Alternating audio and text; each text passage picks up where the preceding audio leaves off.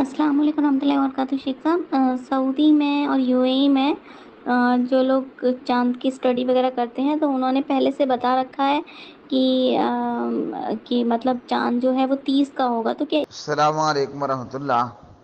سوال ہے کہ سعودی اور یو ای میں پہلے سے بتا دیا جاتا ہے چاند کے متعلق۔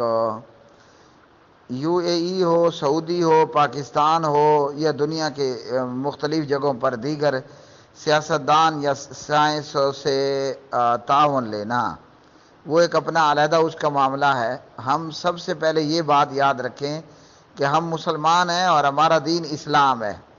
بعض بد نصیب لوگوں کو نا سائنس کا بخار ہو جاتا ہے یا ان کو سائنس کا کرونا ہو جاتا ہے۔ تھوڑا سا کہیں اے بی سی 1 2 3 پڑھ لیتے ہیں، پھر قرآن پڑھ کر سناؤ، حدیث پڑھ کر سناؤ، ان کی زبان پر ایک ہی رٹا ہوتا ہے، سائنس سائنس سائنس۔ تو دنیا میں موجود کوئی بھی علم ہے علوم میں سے، اس سے مدد لی جا سکتی ہے، مگر اعتبار اسلام پر ہوگا اور پیغمبر اسلام علیہ الصلاۃ والسلام پر ہوگا۔ آپ نے کیا فرمایا؟ آپ حضور صلی اللہ علیہ وسلم نے بخاری مسلم میں فرمایا، سومو لرؤیتی و افطروا لرؤیتی۔ چاند نظر آئے تمہیں اپنی آنکھوں سے تو رمضان کرو، چاند نظر آئے تمہیں تو تم عید کرو، بس یہ اتنی سی بات ہے۔ اب ظاہری بات ہے کہ سائنس سے ہم تعاون ضرور لے سکتے ہیں۔ سائنسی طور پر امکان ہو کہ جناب ہفتے کی رات کو چاند نظر آئے گا، یعنی جمعہ بھی رمضان میں جائے گا، تو پھر یہ ہے کہ بندہ اپنا زیادہ فوکس جو ہے وہ ہفتے کی رات میں چاند کی رویت پر لگا دے، ملک میں کہیں تو انشاءاللہ نظر آ جائے گا وغیرہ۔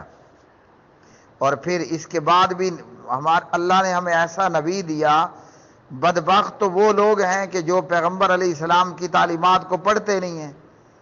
آپ انڈیا سے ہیں، ہمارے ملک میں فواد چودھری جیسے لوگ ہیں۔ اب میں روزے کے ساتھ نہیں کہتا کہ یہاں پاکستانی میڈیا میں اور لوگ اس فواد چودھری کو کیا کہتے ہیں، یہ عمران خان کی حکومت میں نا وزیر سائنس تھے۔ یہ ایسا ہے کہ آپ کسی کو وزیر قرآن بنا دیں اور اس کو نورانی قاعدہ بھی پڑھنا نہ آتا ہو، ہے وزیر قرآن، صرف نورانی قاعدہ وہ نہیں پڑھ سکتا، تو ایسے چول بے وقوف یہاں وزیر لگا دیے جاتے ہیں۔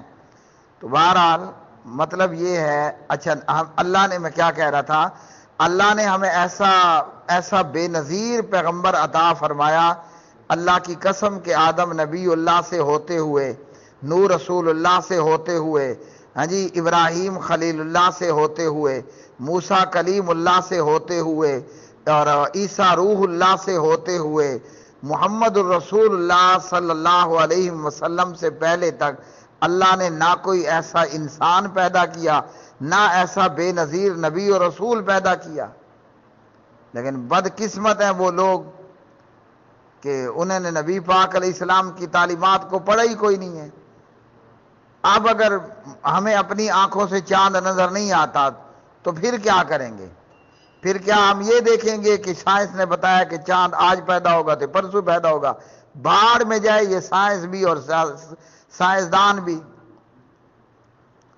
ہمیں ہمارے نبی پاک علیہ السلام نے بتایا، اگر مطلع ابر آلود ہو نا، بادل چھائے ہوئے ہوں، تو پھر آپ 30 پورے کر لو، شعبان ہے تو 30 پورے کر لو، رمضان ہے تو 30 روزے پورے کر لو۔ جب 30 روزے پورے ہو گئے اب اگلے دن اللہ تے خیر صلی عید الفطر کرو، مطلع ابر آلود ہے اور رمضان شروع ہونا ہے تو شعبان کے 30 پورے کر لو اور اسے اگلے دن میں رمضان شروع کر دو۔ اچھا اب اس میں مزید پرابلم ہے، ہم نے پاکستان انڈیا میں جمعے کی رات کو چاند دیکھنا ہے، ٹھیک ہے جی، جو رویت کا امکان ہوگا، تو جمعے کی رات کو ہو جائیں یہاں بادل انڈیا پاکستان میں، تو اب کیا کریں گے؟ اب ہم یہ کریں گے کہ ہمیں ہمارے نبی علیہ السلام نے فرمایا، جب اگلے دن اطلاع مل جائے کہ رات گزشتہ میں چاند نظر آیا تھا، تو اگر زوال سے پہلے کے ٹائم میں ہمیں اطلاع ہو جائے تو ہم نماز عید ادا کر لیں، روزہ رکھا ہے روزے کو چھٹی، ختم، خلاص، توڑ ڈالیں۔ اگر زوال دوپہر 12 بجے کے بعد اطلاع ملتی ہے کہ کہیں چاند نظر آیا تھا، روزہ توڑ دیں گے، اگلے دن طلوع آفتاب کے بعد ہم نماز عید ادا کریں گے۔ سبحان اللہ، یہ کیسی پیاری شریعت ہے۔ اس شریعت کے ہوتے ہوئے ہماری زبان پر رٹا ہو سائنس سائنس سائنس، وہ لوگوں بھاڑ میں جائے، سائنس بھی تے سائنسدان بھی۔ ہمارے پاس قرآن موجود ہے۔